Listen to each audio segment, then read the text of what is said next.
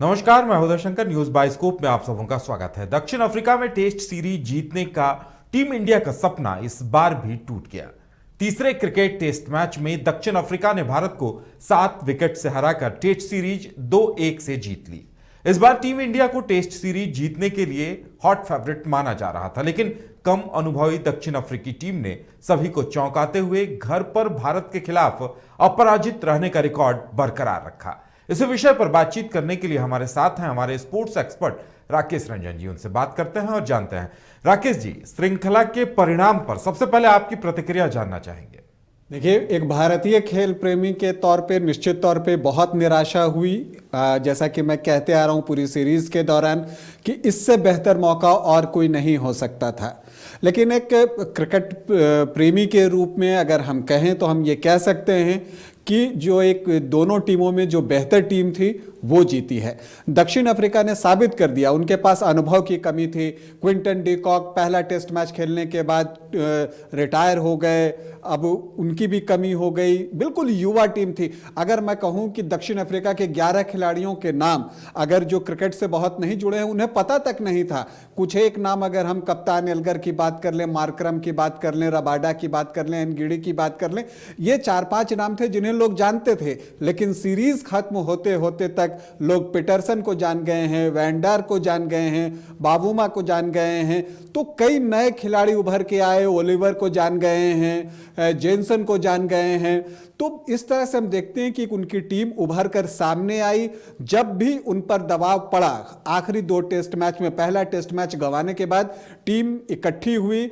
Team की हौसला अफजाई उसके कप्तान ने की। कप्तान ने आगे बढ़कर टीम का नेतृत्व किया और टीम के अंदर यह विश्वास डाला कि हम भारतीय टीम को हरा सकते हैं, भारत की इस मजबूत टीम को हरा सकते हैं। और खिलाड़ियों ने उसको रिस्पॉन्स किया। और मैं आपको कह सकता हूं कि आने वाले समय में यह टीम और बेहतर करेगी। अब ये सारे खिलाड़ी जो हैं वो परिचय के मोहताज नहीं रहे, सब ने अपनी क्वालिटी दिखा दी है, सब एक टीम के रूप में खेले, टीम एफर्ट रहा। पीटरसन ने क्या बल्लेबाजी की है, इस टेस्ट में भी मैन ऑफ द मैच बने, मैन ऑफ द सीरीज चुने गए हैं। तो कह सकते हैं कि दक्षिण अफ्रीका के लिहाज से यह सीरीज बहुत बेहतर रही। क्रिकेट के लिहाज से भी यह बेहतर आप कह सकते हैं, क्योंकि एक नीचे की टीम उभर कर सामने आई है। वहीं भारतीय टीम के लिए यह घोर निराशा की बात है कि ऐसे मौके को भी वो भुना नहीं सकी, जबकि लग रहा था कि टीम इंडिया इस सीरीज को एक तरफा जीत कर ले जाएगी, खास करके तब जबकि पहला टेस्ट मैच आप बड़ी आसानी से जीत गए थे। लेकिन फिर उसके बाद मध्यक्रम, जो भारतीय टीम की सबसे कमजोर कड़ी है, वो एक बार फिर सामने आई और भी कमियां रही। लेकिन मैं ये कह सकता हूं कि जो इस सीरीज में बेटर टीम थी उसी ने सीरीज को जीता है। वाकई में टीम इंडिया के फैंस को इस बार उम्मीद थी कि भारत उन्हें जीत का तोहफा देगा, लेकिन चूक हो गई। अगर देखा जाए तो भारत से आपके नजरिए से चूक कहां हुई? देखिए, चूक वही बात उदय जी, आपके साथ क्रिकेट पर हम लोग रेगुलर चर्चा करते आ रहे हैं। अब मैंने आपको पहले ही कहा था कि बॉलिंग दोनों ही टीम का बेटर है। जो टीम अच्छी बल्लेबाजी करेगी वो टीम जीतेगी। पहले क्रिकेट टेस्ट मैच में भारतीय टीम ने पहली पारी में 300 से ज्यादा रन बनाए थे। उस मैच में भारतीय टीम ने अच्छी बल्लेबाजी की, जीत भारतीय टीम को मिली। लेकिन दूसरे क्रिकेट टेस्ट मैच में और तीसरे क्रिकेट टेस्ट मैच में दूसरी पारी में, जबकि दबाव के क्षण थे, चौथी पारी खेल रही थी टेस्ट मैच का साउथ अफ्रीका की टीम, वहां पर उनके बल्लेबाजों ने जो संकल्प दिखाया और जिस तरह से टेक्निक दिखाया, क्या कवर ड्राइव लगाए आज कुछ मैंने देखे, तो वो लगता है कि वहां पर वो टीम वापसी कर गई। इस 2 टेस्ट मैच की जो दूसरी पारी हुई, दूसरे टेस्ट मैच और तीसरे टेस्ट मैच की, उसमें दक्षिण अफ्रीका की बल्लेबाजी जो है वो ज्यादा बेहतर रही और इस वजह से दक्षिण अफ्रीका को ये 2 टेस्ट मैच जीतने में सहायता मिली और आज सीरीज उसके नाम है। इसके अलावा अगर हम बात करें तो भारतीय बल्लेबाजों को, जो दक्षिण अफ्रीकी के लंबे कद के तेज गेंदबाज हैं, उनके बाउंस को संभालना बहुत मुश्किल हुआ और हमने देखा कि वो बाउंस जो है और जो सीम हो रहा है वो भारतीय बल्लेबाजों के लिए परेशानी का कारण बन रहा है। इसके अलावा अगर हम बात करें तो फील्डिंग में क्रूशियल मौके पर हमने देखा कि भारतीय टीम ने कैच टपकाए हैं। हालांकि यह भी बात है कि कुछ किस्मत का भी साथ नहीं मिला, कुछ कैचेस आगे गिर गए। आज चेतेश्वर पुजारा ने कैच छोड़ दिया पीटरसन का, वो एक टर्निंग पॉइंट हो सकता है। मैं उदय जी आपको बताऊं कि मेरा हमेशा से मानना है कि क्रिकेट में हारने से पहले आपको एक अवसर जरूर मिलता है, अगर आप उसे भुना लेते हैं तो वहां से मैच का परिणाम बदल सकता है। आज पीटरसन का कैच शायद वही मौका था और वो कैच गिरने के बाद फिर भारतीय टीम वापसी नहीं कर सकी। दक्षिण अफ्रीकी बल्लेबाजों ने बहुत कैलकुलेटिव बल्लेबाजी की है और तेजी से रन बनाए, विकेट पर ज्यादा देर ठहरने की कोशिश नहीं की, क्योंकि उन्हें पता था कि एक अच्छी गेंद आएगी और मैं आउट हो जाऊंगा। इसलिए उन्होंने विकेट मैंने अच्छे रन गति के साथ रन बनाए और जीत हासिल कर ली। कुछ फैसले डीआरएस में भी भारत के खिलाफ गए हैं, इस बारे में क्या कहेंगे, कितना असर पड़ा इनका?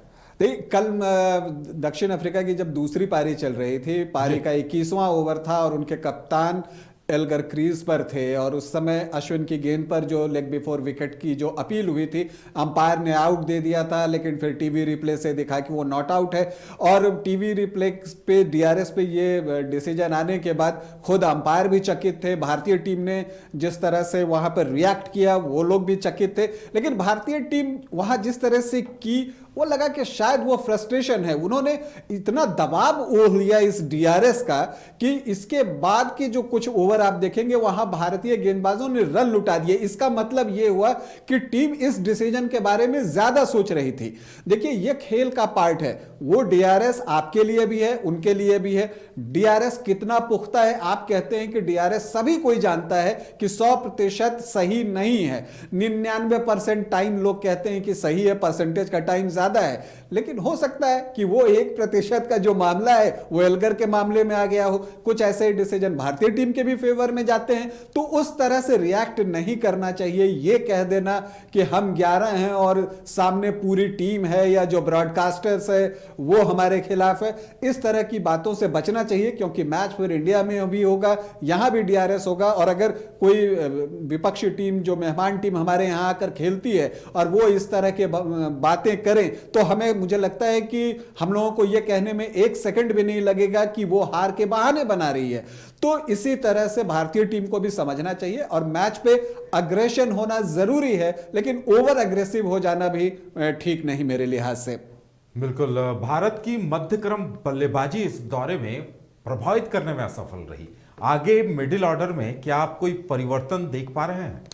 देखिए श्रेयस अय्यर हैं, हनुमा विहारी हैं मध्य क्रम में, लेकिन चयनकर्ताओं के सामने बहुत ही कठिन काम है, क्योंकि अजिंक्य रहाणे और चेतेश्वर पुजारा को हटाना इतना आसान भी नहीं होता है। और यही वजह है कि चेतेश्वर पुजारा और रहाणे अभी तक टीम में बने हुए हैं। उदय जी आपको याद होगा, मैंने पहले भी आपसे बातचीत के दौरान ये बात कही थी कि जब भी होता है कि ये दोनों हट जाएंगे, सडनली आते हैं, एक बारी खेलते हैं और उसके बाद फिर 6-7 इनिंग इनको देने पड़ते हैं चयनकर्ताओं को और टीम मैनेजमेंट को, क्योंकि वो इस कद के खिलाड़ी हैं, इतने ऊंचे खिलाड़ी हैं और अच्छे खिलाड़ी हैं। आपने देखा कि पिछले मैच में, दूसरे क्रिकेट टेस्ट मैच की दूसरी पारी में दोनों ही बल्लेबाजों ने अर्धशतक जमाया था, लेकिन यहां पर आकर पहली पारी में चेतेश्वर पुजारा ने अच्छी बल्लेबाजी की।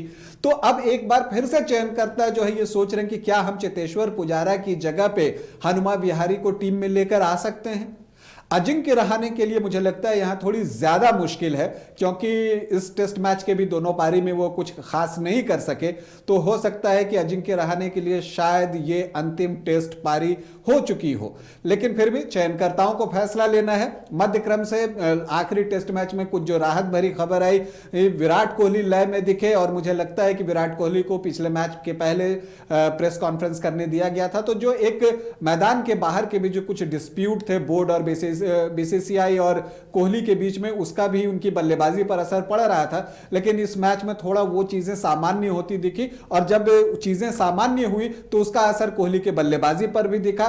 पहली पारी में उन्होंने बेहतरीन बल्लेबाजी की, दूसरी पारी में भी अच्छा खासा समय विकेट पर गंवाया और वो कॉम्पैक्ट दिख रहे थे, कोहली दिख रहे थे। हां, कब शतक आ जाए ये नहीं पता, लेकिन इस पारी को देखने के बाद मैं कह सकता हूं कि वो शतक कभी भी आ सकता है आगे टेस्ट मैचेस में। इसके अलावा अलावा ऋषभ पंत पिछले काफी दिनों से अच्छे फॉर्म में नहीं चल रहे थे, लेकिन दूसरी पारी में उन्होंने काफी आक्रामक बल्लेबाजी की और शतक लगाया और भारत को मैच में वापस लेकर आए थे। और जो भी टारगेट भारत सेट कर पाया वो पंत की बल्लेबाजी की बदौलत ही। जैसा कि हम जानते हैं कि पंत स्ट्रोक खेलने के चक्कर में लगातार विकेट गंवाते रहे और इसी वजह से गावस्कर और अन्य जो विशेषज्ञ हैं, क्रिकेट एक्सपर्ट हैं, उन्होंने उसको क्रिटिसाइज भी किया था और कहा था कि वो समझें। और इस टेस्ट मैच के पहले विराट कोहली ने भी कहा था कि धोनी की बात को याद करते हुए कि एक गलती बार बार नहीं होनी चाहिए। लेकिन मैं ये नहीं कहूंगा कि पंत ने अपने खेलने का कोई स्टाइल बदला, उन्होंने बाकी लोगों को गलत साबित किया और यह स्वीकार करना चाहिए। मैं भी इस मामले में बाकी एक्सपर्ट के साथ ही था कि ऐसा नहीं है कि आप आइए स्ट्रोक खेलिए और आउट हो जाइए। मैं अभी भी ये बात कहूंगा कि ये एक गैम्बल है, जोखिम है। जिस दिन आप चल गए उस दिन तो ठीक है, लेकिन बाकी दिन आप टीम को फंसा कर जाते हैं। लेकिन फिर भी पंत की बल्लेबाजी, उनका सैकड़ा जो आया और विराट कोहली की बल्लेबाजी मध्य क्रम में थोड़ा सा संतोष दिला रही है हमें। तो हम उम्मीद करते हैं कि ये दोनों बने रहेंगे। पुजारा को कुछ एक मौके और मिलेंगे, रहाने के लिए मुश्किल हो सकता है। तो वाकई में निश्चित तौर पर भारतीय चयनकर्ताओं के लिए यह सोचने का वक्त है। पर अब हम सबकी नजर 19 जनवरी से शुरू हो रही वनडे सीरीज पर लगी है। उस सीरीज से हम अच्छे परिणाम की उम्मीद कर रहे हैं। और आज चर्चा के लिए राकेश जी आपको बहुत बहुत धन्यवाद। फिलहाल इतना ही, इजाजत दें, नमस्कार।